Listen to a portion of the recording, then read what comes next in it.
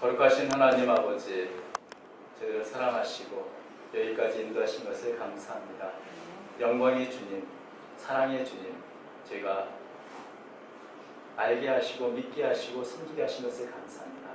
날마다 주님을 향한 감사가 또 찬양이 끊이지 않는 제가 되도록 도와주옵소서. 또 귀한 찬양을 통하여 영광 돌리는 실험 찬양들 기억하여 주시고 이수일의 찬양과 삶의 열매로서 늘 하나님을 기쁘시게 하는 귀한 찬양단 되도록 축복해 주옵소서. 오늘도 주의 말씀을 듣는 시간입니다. 거룩한 주의 말씀의 거울 앞에 우리가 서게 하시고 주님의 성령의 도우심과 성령의 인도하심 속에서 우리 자신의 모습을 발견하며 우리 자신을 주 앞에 더욱더 드리게 힘쓰는 귀한 시간 되도록 도와주옵소서.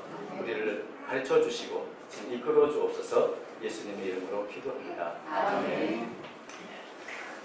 한 주 어떤 평안하셨습니까? 제가 이번 한 주간에 개그 프로그램을 하나 봤는데 굉장히 마음에 남아서 여러분에게 좀 소개를 하고 싶더라고요. 요즘에 보면 사회를 풍자한 그런 개그가 있는데 그 중에 하나 제가 재밌게 본 게 하나가 개인주의라는 제목이었습니다. 이런 내용입니다.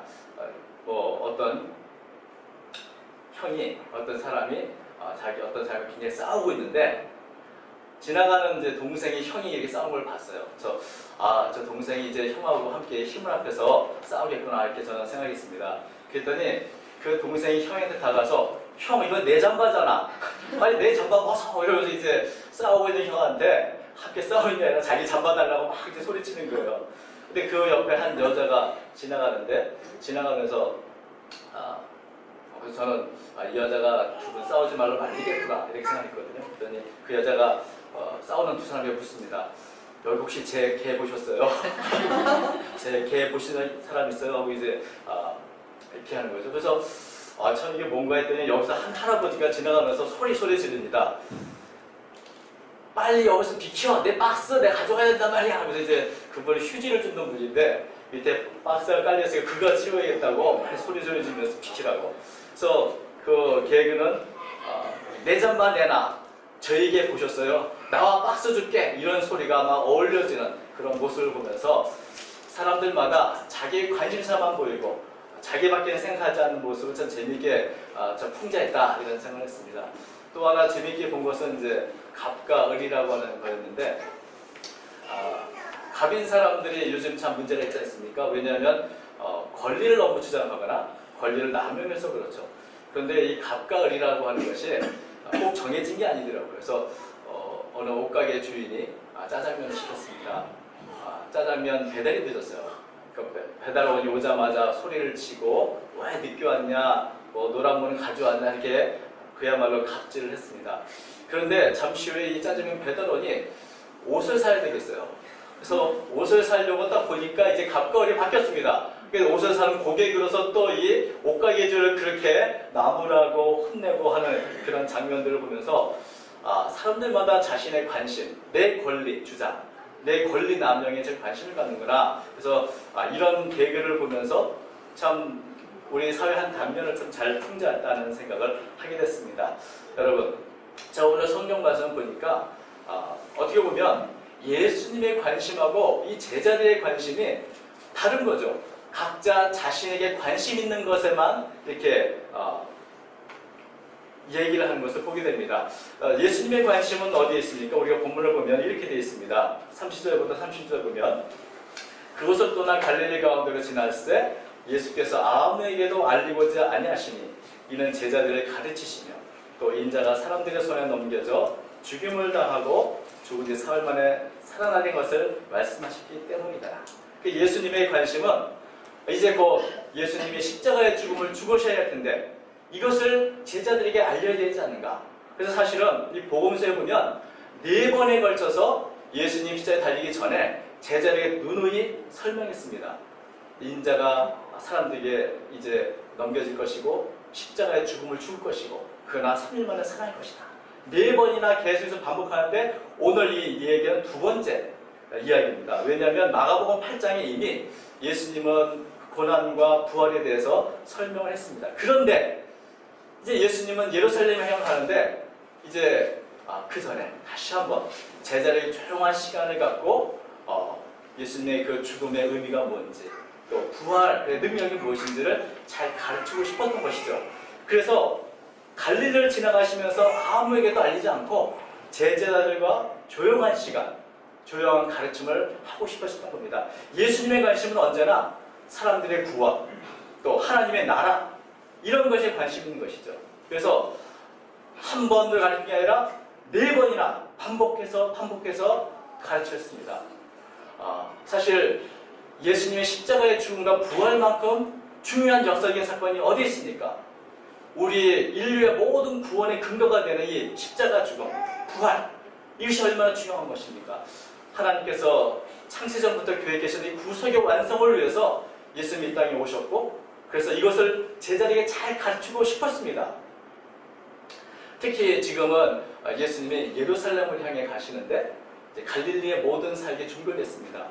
이제 가면 십자가의 죽음을 향해 가게 되는데, 자신의 죽음을 준비하면서 내 죽음의 의미가 무엇인지 제자들에게 더 잘 가르치고 싶었던 것이죠.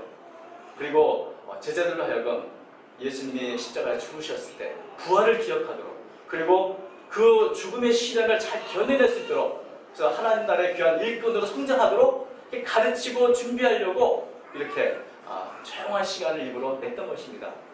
그런데 제자들은 예수님의 죽음이나 부활이나 예수님의 가르침에는 관심이 없었어요. 어디에 관심이 있었습니까? 그건 잠시 후에 보게 됩니다. 아무튼 예수님의 십자가 죽음과 부활에 대해서 얘기할 때 예수님의 제자들은 32절 보니까, 그러나 제자들은 이 말씀을 깨닫지 못하고 묻기도 두려워하더라. 예수님은 여러 번 반복해서 이렇게 가르쳤는데 예수님의 제자들은 왜 깨닫지도 못하고, 이 깨닫지 못했다는 말을 원어를 보니까 무지했다, 알지 못했다, 이렇게 되어 있습니다.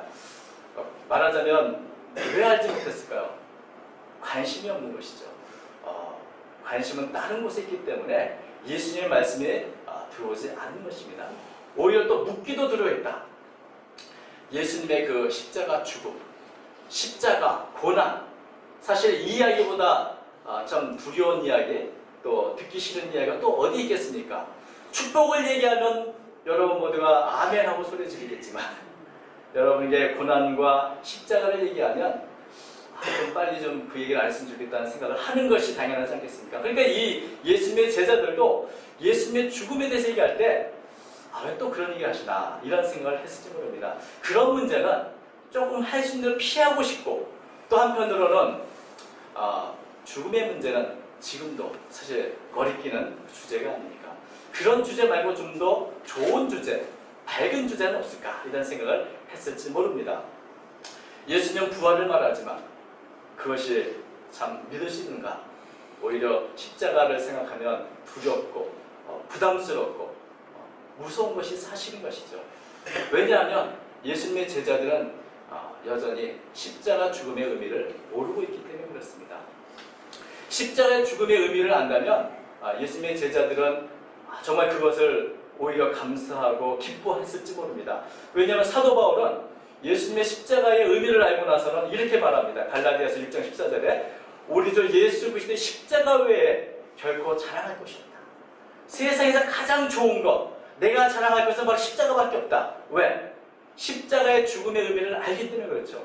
십자가는 두려움이 아니요 우리에게 평안을 주는 것이고, 우리에게 구속이 아니라 기쁨과 해방을 주는 것이고, 그래서 사도 바울은 십자가의 죽음의 의미를 알기에 그것이 나의 자랑이라고 고백을 합니다. 십자가는 멸망하는 자에게는 미련한 것처럼 보이지만 구원받는 우리에게는 하나님의 능력이다, 이렇게 말하고 계시죠. 그래서 예수님의 십자가, 예수님의 죽음, 부활의 그 의미를 관심을 갖고 안다면 아마 예수님의 제자들은 사도 바울처럼 오히려 십자가를 묻고 기뻐하고 더 그 주제로 향해서 얘기하고 싶었을 것입니다. 그러나 예수님의 관심은, 예수님의 제자들의 관심은 예수님의 그 십자가가 아니라 다른 것에 있었던 것이죠. 그 다른 것이 뭔가? 33절 보니까 이렇게 되어 있습니다. 33절부터 34절. 가버나움에 이르러 집에 계실새 제자들에게 물으시되 내가 길에서 서로 토론하는 것이 무엇이냐 하시되 그들이 잠잠하니 이는 길에서 서로 누가 크냐 하고 쟁론하였습니다. 그러니까 예수님의 제자들의 관심은 십자가, 하늘나라, 영혼의 구원 이런 것보다는 어디에 관심이 있냐? 누가 더 크냐? 누가 더 높으냐? 누가 더 많은 권리를 누릴 수 있느냐? 여기에 관심이 있었던 것이죠. 여기에 관심이 있으니까 예수님의 모든 진리의 말씀들은 하나도 들리지 않고 생각하기도 쉽지 않고 묻기도 두려워하는 그런 모습을 가졌던 것입니다. 아마 제자들은 길을 가면서 격렬하게 아주 토론을 벌인 것 같습니다. 왜냐하면 이것은 본인들이 관심의 주제이기 때문에 그렇죠. 사람은 누구나 자기가 관심을 가진 것에는 아주 열을 올리기 마련입니다. 관심이 없는 것은 뭐 쳐다보지도 않죠. 그런 면에서 격론을 벌이면서 이 토론 벌인 것, 예수님이 그걸 알고 계셨습니다. 제자들이 무언가 열심히 토론하는데 들어보니까 어떤 내용입니까? 예수님의 십자가에 대한 이야기였습니까? 아니면 어떻게 하면 가난하고 연약한 이를 도울 수 있는가? 우리가 조금 전에도 귀신 들린 그 아이를 우리가 고쳤는데 어떻게 하면 이렇게 병자들을 우리가 제대로 치유할 수 있을까? 이런 문제였습니까? 이런 것에 관심 있는 게 아니고 어떻게 하면 배고픈 아이를 먹일 수 있는가? 어떻게 하면 다른 사람에게 우리가 유익한 사람이 될 것인가? 이런 데 관심 있는 게 아니라 관심은 나는 어떤 권리를 누릴 수 있는가? 지금 예수님이 예루살렘에 가면 이제 왕국을 세울 텐데 그때 나는 어떤 자리를 얻을 것인가? 예수님의 제자들의 관심이 바로 여기에 있었던 것이죠. 하나님의 나라가 아니라 눈에 보이는 이 땅, 여기에 제자들의 관심이 온통 쏠려 있어서 예수님의 말씀은 들리지 않았던 것입니다. 지금 예수님과 함께 제자들은 이제 예루살렘 향해 가는데 그들은 예루살렘에 예수님이 가면 곧 하나님의 왕국이 이 땅에 세워질 거라 생각했습니다. 거기에서 내가 얻을 자리, 누가 그 1위가 되고 누가 2위가 될 것인가? 누가 더 높은 지위를 얻을 수 있는가? 여기에 그들의 관심이 있었던 것입니다. 사실 누구나 눈에 보이지 않는 하늘나라보다는 눈에 보이는 이 땅, 세상에 대해서 관심이 더 많은 것이 어찌 보면 당연한 일입니다. 영적으로 무지한 사람일수록 하나님의 나라나 또 교회에 대해서도 어떤 세상적인 관점에서 이해를 하죠. 권력 구조를 이해하기도 하고 이권을 더 생각하기도 하고 세상적인 가치관으로 이 하나님의 나라를 이해하는 경우가 많이 있습니다. 제자들이 이렇게 무지하고 좀 한심하게 서로 격론을 벌인 것을 예수님은 보았습니다. 그리고 이제 이것은 아니라 그래서 교훈을 더 하고 싶어서 이제 12제자를 다시 불러서 묻습니다. 35절에 예수께서 앉으사 12제자를 불러 이르시되 누구든지 첫째가 되고자 하면 못사람의 끝이 되며 못사람을 섬기는 자가 되어야 하리라. 예수님께서 너희가 무엇을 토론하냐 이렇게 물으시니까 제자들 스스로도 부끄러워하며 대답을 못합니다. 그때 예수님께서는 예수님 제자들에 대해서 관심이 잘못됐다는 것을 지적하십니다. 지금 예수님의 제자들의 관심은 어디에 있냐면 자기 자신에 있습니다. 자기 자신의 권리에 있습니다. 자기 자신이 받을 영광이 있습니다. 그러나 예수님은 그들의 관심을 세상을 향해 모든 사람을 향해 돌릴 것을 말하고 있는 것이죠. 이 부분을 표준 3번역을 이렇게 번역했습니다. 누구든지 첫째가 되고자 하면 모든 사람의 꼴찌가 되어서 모든 사람을 섬겨야 한다.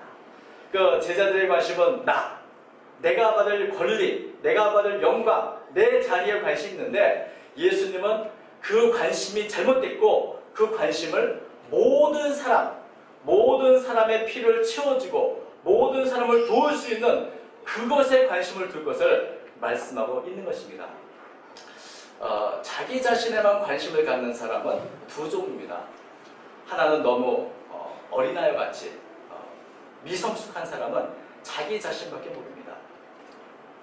그래서 이 자기 자신에 관심 갖는 것은 미성숙한 것에 대한 증거가 되는 것이죠. 만약에 성숙한 사람이 자기 자신에만 관심이 있다. 그런 사람은 이기적인 사람입니다. 다른 사람의 필요나 다른 사람의 아픔에 관심이 없고 오직 나의 권리만을 생각하는 사람은 이기적인 사람이기 때문에 이 사람들은 결코 첫째가 될 수도 없고 첫째가 되어서도 안 되는 사람입니다. 예수님은 누가 높은가 서로 쟁론하는 제자들 향해서 정말 첫째가 되기 원한다면 관심을 모든 사람, 그들의 필요가 무엇인지 보는 그리고 그들을 섬기는 사람이 되어야 한다고 말씀하셨습니다. 에릭 프롬이 그 사랑의 기술이라는 책에서 이기적인 사람에 대해서 이렇게 묘사를 했습니다.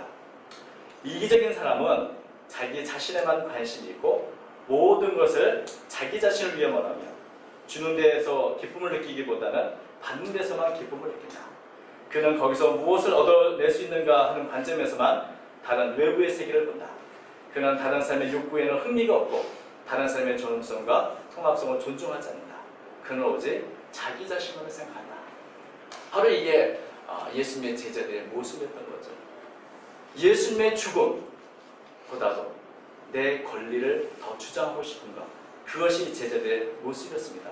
예수님은 모든 사람을 위해서 자신을 내어주시고 십자가의 고난을 감당하시는데 그 예수님을 따르는 제자들은 모든 사람, 다른 사람의 관심이 아니라 오직 자기 자신이 첫째가 되는 것, 내 권리를 누리는 것에만 관심이 있었다는 것입니다. 이러한 제자들을 향해서 다시 한번 예수님은 실물 교훈을 하고 계십니다. 36절부터 30절 보면 이렇게 되어 있습니다. 어린아이 하나를 데려다가 그들 가운데 세우시고 안으시며 제자들에게 이르시되 누구든지 내 이름으로 이런 어린아이 하나를 영접하면 곧 나를 영접하며 누구든지 나를 영접하면 나를 영접함이 아니요 나를 보내신 이를 영접합니다. 자, 이 제자들의 관심은 자기 자신에 대해 있고 자기 자신의 권리에 있습니다.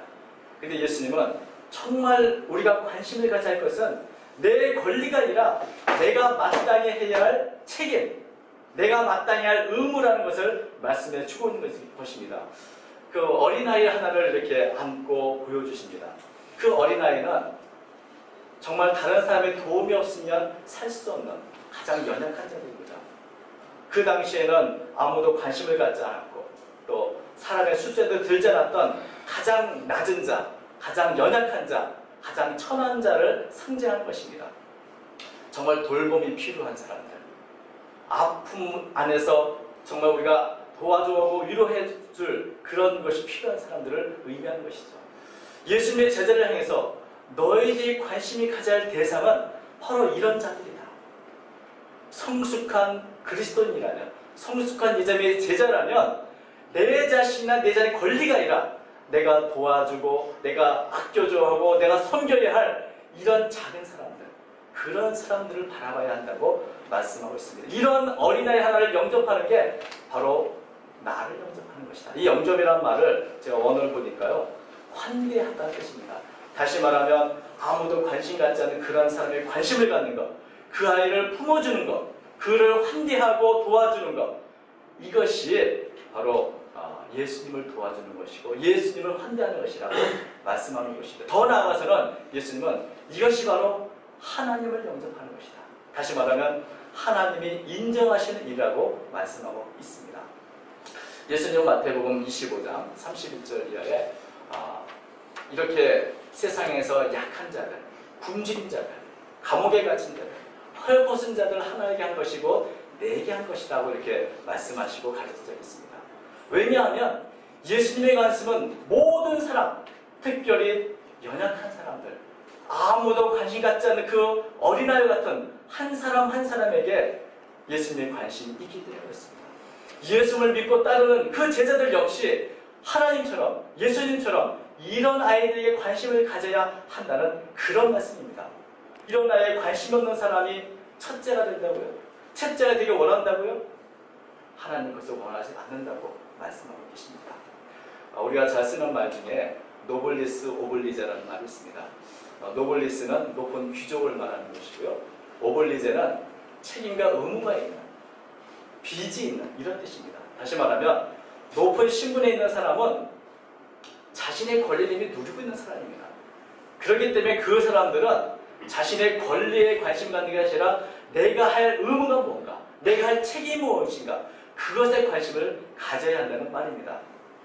우리가 하나님의 자녀요 예수님의 제자라면 이미 큰 은혜를 받은 자요, 큰 특권을 받은 자들입니다. 이미 많은 권리를 누리고 있는 자들입니다. 이런 우리가 관심을 가져야 할 게 여전히 내 권리 주장에 있다면 그것은 미성숙하든지 아니면 이기적인 사람이라는 것이죠. 우리의 관심은 내가 받은 특권, 내가 받은 사랑, 내가 받은 은혜를 어떻게 하면 잘 합당하게 베풀 것인가? 어떻게 하면 내 의무를 다할 것인가? 내가 어떻게 하면 책임을 다할 것인가? 여기에 관심이 있어야 한다는 말씀이죠. 더 높은 지위와 더 많은 권리를 누리겠다고 주장하는 것은 의미가 없습니다. 왜냐하면 이미 우리들은 하나님의 은혜와 사랑 안에서 많은 권리를 받았고 누리고 있기 때문에 그렇습니다. 그러기에 예수님의 제자를 향해서 주님은 너희가 관심 가져야 할 것은 바로 이렇게 연약한 자들이다. 이렇게 모든 사람을 섬기는 것이다. 너 자신에서 벗어나서 세상을 향해 눈을 들라고 말씀하고 있는 것입니다. 세상을 바라보면 여전히 울고 있는 아이들이 있습니다. 세상을 바라보면 복음이어서 죽어가는 사람들이 있습니다. 여기에 관심을 가져야 할 제자들이 여전히 내가 누릴 권리, 내가 누릴 영광, 이것이 있다면 잘못되어도 크게 잘못되었다고 예수님이 말씀하고 있는 것입니다. 사람은 누구나 자기가 가장 중요하게 생각하는 것에 관심이 갖습니다. 그리고 관심을 갖다 보면 그곳에 전문가가 되기도 합니다. 그래서 그 사람이 어떤 사람인가를 알기 원한다면 그 사람이 어디에 관심을 가지고 있는가, 그가 날마다 생각하고 관심 갖는 건 무엇인가, 그것을 보면 그 사람이 어떤 사람인가가 드러나는 법입니다. 여러분, 우리는 지난 한 주간 어디에 관심을 갖고 살았습니까? 예수님이 관심 가진 것 상관없이 오직 내 것, 내 생각, 내 권리, 여기에만 매어 살았던 것은 아닌가를 한번 돌아볼 수 있기를 바랍니다. 하나님의 관심, 예수 그리스도의 관심과 상관없이 오직 나의 관심, 내가 첫째가 되고 내가 늘 권리만을 생각하며 살지 않았는지를 한번 돌아봤으면 좋겠습니다. 오늘날 우리 교회의 관심은 어디 있습니까? 다른 사람의 영혼에 있습니까? 아니면 우리끼리 먹고 놀고 즐기는 데 있습니까? 나의 이권에 있습니까? 내가 행해야 할 책임에 있습니까? 오늘 우리는 우리의 관심이 달라져야 한다 생각을 합니다. 하나님의 관심이 곧 우리의 관심이 되어야 합니다. 우리 자신이 아니라 다른 사람의 영혼에 눈을 돌려야 합니다. 이 세상이 아니라 하나님 나라에 관심을 가져야 합니다. 왜냐하면 우리 그리스도인들의 기업은 이 땅에서 찾을 수 없고 오직 하늘나라에서만 찾을 수 있기 때문에 그렇습니다. 골로새서 3장 1절은 이렇게 말합니다. 그러므로 너희가 그리스도와 함께 다시 살리심을 받았으면 위의 것을 찾으라. 거기는 그리스도께서 하나님 우편에 앉아 계십니다. 위의 것을 생각하고 땅의 것을 생각하지 말라. 우리의 관심을 어디에 두라고 말씀하십니까? 이 땅이 아니라 위의 것, 하늘나라라고 생각합니다. 제가 언젠가 말씀드린 이야기를 하나 더 드리겠습니다.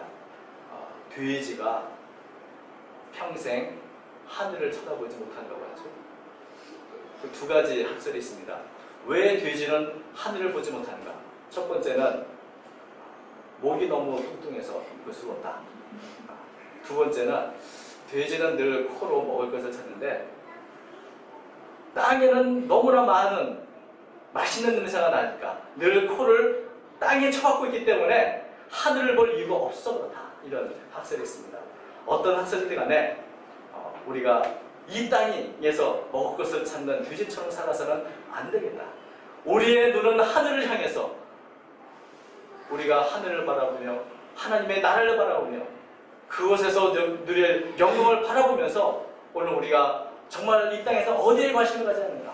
이 땅에서 우리가 누릴 영광이 아니라 이 땅에서 우리가 누릴 권리가 아니라 모든 사람들의 영혼들, 우리의 도움이 필요한 연약한 이웃들, 이것이말로 우리가 이 땅에서 관심을 갖고 우리가 바라봐야 할 대상이라고 주님은 말씀하고 계십니다. 여러분, 이번 한 주간 우리 이웃들에게 관심을 갖기를 바랍니다. 관심을 가지면 보입니다. 관심을 가지면 필요가 보이고 아픔이 보입니다. 여러분, 우리 주변에 우리의 기도가 필요한 많은 이웃들이 있습니다. 우리가 도와줘야 할 많은 이웃들이 있습니다. 우리가 관심 갖지 않았기 때문에 보이지 않았던 많은 사람들이 있습니다. 이번 한 주간 우리의 관심을 우리 이웃에게 구체적으로 보고 그들에게 사랑을 실천하게 합니다. 이런 어린 나의 하나를 영접하는 것이 곧 나를 영접하는 것이고 나를 영접하는 것은 나를 영접하시니 나를 보내시니 하나님을 영접하는 것이다. 주님은 이렇게 말씀하셨습니다. 이번 한 주간 우리의 관심이 어디인지를 돌아보시고 우리의 이웃을 위해서 관심 갖고 기도하고 사랑을 실천할 수 있기를 바랍니다. 위의 것을 찾고 하나님 나라를 바라보는 귀한 한 주간 되시기를 주의 이름으로 축원드립니다. 아멘. 기도하겠습니다. 하나님 아버지, 우리가 너무나 우리 자신의 권리 주장에만 관심을 갖고 내가 첫째 되는 것, 내가 높아지는 것에만 관심 가졌던 예수님의 제자와 같이 살았음을 고백합니다. 주님 긍휼히 여겨주시고 우리 자신이, 우리 교회가 우리 자신에게 아니라 눈을 세상을 향하여서 죽어가는 수많은 영혼들과 아픔과 슬픔 속에 있는 연약한 이웃들을 바라볼 수 있도록 도와주옵소서. 눈을 들어 밭을 보라 휘어져 추수하게 되었다고 하신 주님의 마음을 받게 하시고 또한 주님께서 우리를 위해서 죽으심으로 이루신 이 구속의 역사를 바라보게 하여 주셔서 우리의 복음의 말씀을 우리가 우리 이웃과 땅끝까지 전하기에 부족 없는 제가 되도록 도와주옵소서. 우리의 관심을 주님 참 세상을 향하여서 돌릴 수 있도록 도와주옵소서. 우리 자신에게 매여있지 않고 그렇게 살아가는 이기적인 사람이 되지 않게 하시고 예수 그리스도의 본을 쫓아서 모든 사람 위에 후히 베풀어주는 제 삶이 되도록 인도해 주옵소서. 이번 한 주간도 우리의 도움을 필요로 하는 많은 이웃들이 있습니다. 우리의 눈을 들어 그들을 바라보게 하시고 그들을 위해서 기도하며 구체적인 사랑의 실천을 아끼지 않은 제가 되도록 도와주옵소서. 주의 사랑이 우리 안에 충만하심으로 이런 사랑을 실천하는 하나님의 말씀에 대응자여 사랑의 실천자가 되도록 축복해 주옵소서. 이번 한 주간도 사랑하는 성도를 승리하도록 붙잡아 주심을 믿사올 때 모든 것을 살아계신 예수님의 이름으로 간절히 기도드립니다. 아멘.